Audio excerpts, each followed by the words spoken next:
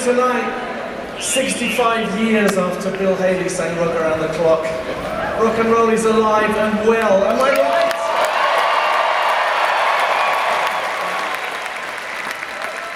I have the greatest show in the world. I am so honored and privileged to be importing Def Leppard into the Hall of Fame.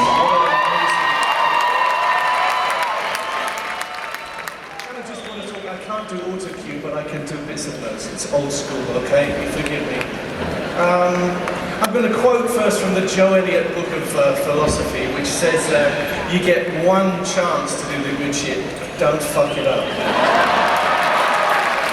So this is my guideline tonight, okay? I want to do them justice. I really want to do these boys justice. And I'm not going to tell you history, I'm just going to tell you my personal view. I want to tell you how these guys came into my life and how important they are. 1981, cast your minds back, 1981, Queen were in a studio in Munich, recording an album called Hot Space. And I nipped out to see some friends of mine, Richie Blackmore's Rainbow. And usually supporting a young, precocious bunch of boys called Def Leppard. I got there late and I missed them. And I felt so bad about it, I sought out the dressing room and went in to see them, sort of poked my head through the door and said, "Hi guys, I just wanted to say hello because I miss you, I'm really sorry. I'm Brian May from Queen." And they said, as a man, they said, "No shit." Which was kind of nice, so I think we got on from that point. And they told me that Queen had been a great influence on them, which is always a great thing for me to think about. Cut to 1983, you know what you do when you're on tour? We're out on tour. And when you're in the cars and the planes or whatever, you hit the button to see if anybody's playing your record. So this is what I'm doing, I'm chatting around. Every time I hit the record, every time I hit the button, I'm hearing this amazing kind of clang, sort of arpeggiated guitar. I'm hearing amazing harmonies, this big juicy bass line, I'm hearing these huge fat drums. And it's not Queen, it's these young precocious boys. And the song is Photograph. Which catapulted them to fame. It was never off the radio at that time, and before the album was finished that it came from, Hysteria, they'd sold 10 million copies of the album. Okay, cut to the September '83, I'm in Los Angeles again, we're recording an album, which this time is The Works, I think. And I go out, this time Def Leppard are playing the local arena, which is the legendary LA Forum. I go down there very inconspicuous, I sit in the back. And when these boys hit the stage, I have to tell you, I have never seen anything like it. I've seen some great shows in the Forum, but I've never seen an audience react like that. They got to their feet, they never sat down, and they screamed and shouted the whole way through the performance. Def Leppard killed that night.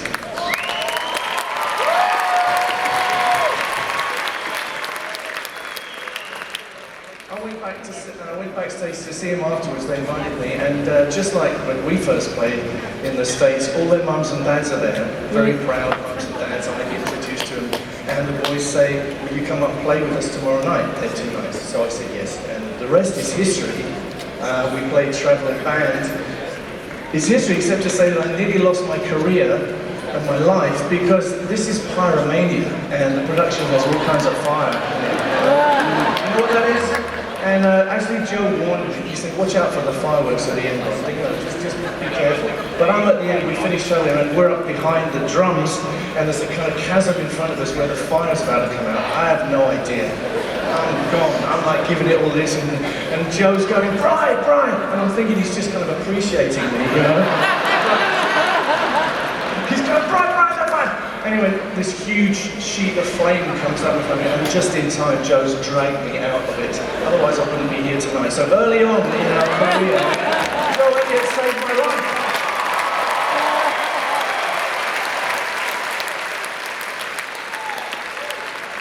You know, the history of Def Leppard is incredibly colourful and filled with all kinds of stuff, which I can't even go into because I don't have the time. But they started August 1977 in Sheffield, England. Which is not a very glamorous place, and as a lot of people have said here, there's a great urge to get out. They recorded 11 incredible albums, and they played their Alice's off around the world many, many times. They did it the old-fashioned way. They played and played and played, and they made great music in the studio. They sold eventually more than 100 million albums.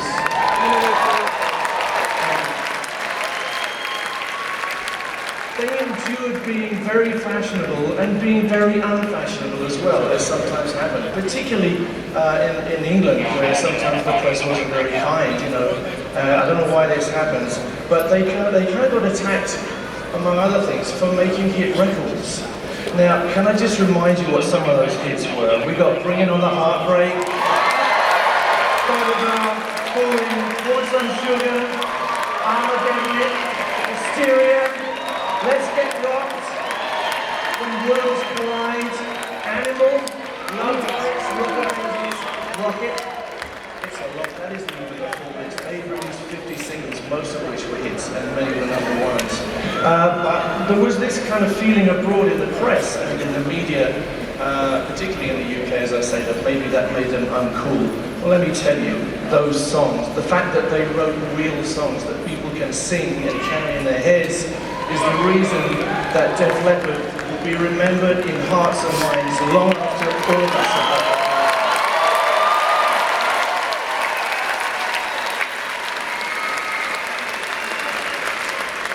Let's say something about their endurance. You know, the Def Leppard band is a family, an evolving family.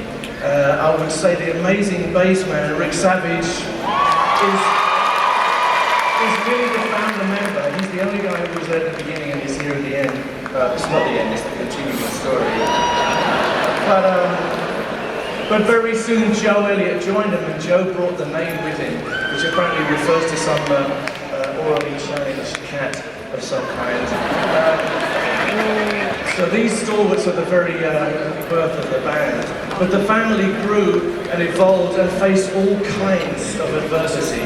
The loss of drummer Rick Allen's arm in 1984 was a massive shock and setback, which would have ended the career of a lesser band. But thanks to the incredible fortitude of Rick himself in bringing himself back, and also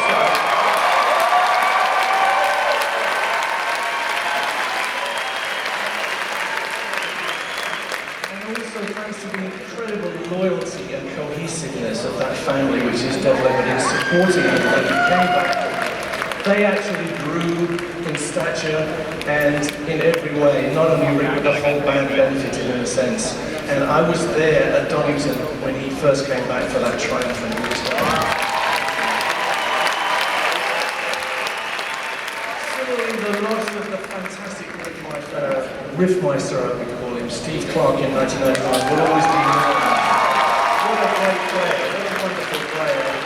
And I think many people thought that that could be a mortal blow to the band, and it could have been for lesser human beings. But the current guitar duo of Phil Collin and Viv Campbell is awesome. In fact, I would say Collin and Campbell are truly frightening as a guitar duo, and it's amazing. Not everybody realizes that these guys are not just crowd pleasers, they embody such an amazing technical excellence, and they have it all, I have to tell you. I regard all these guys as great friends and kind of part of my family. That's why it's so important for me to be here. I wouldn't have let anybody else do this, okay?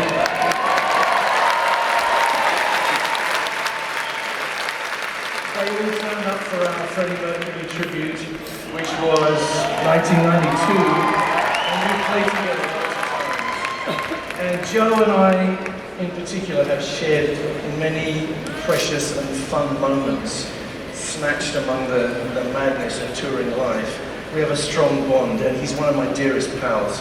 When Steve died, Joe says that the first phone call he got was from me. And when the news got out of Freddie's passing, the first phone call I got was from Joe Elliott.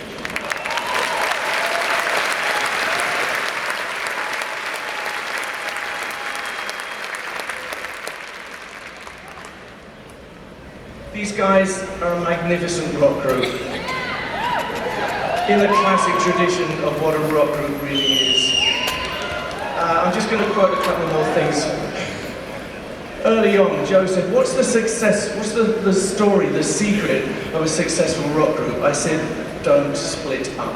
A few years later, he came back and he said to me, I have a couple of other secrets to being a successful rock group. You have to not get fat and you have to keep your hair.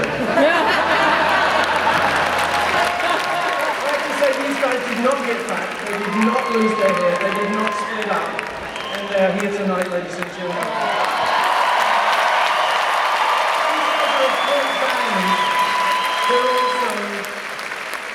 They're also as honest and decent a bunch of magnificent human beings as ever came out of Yorkshire.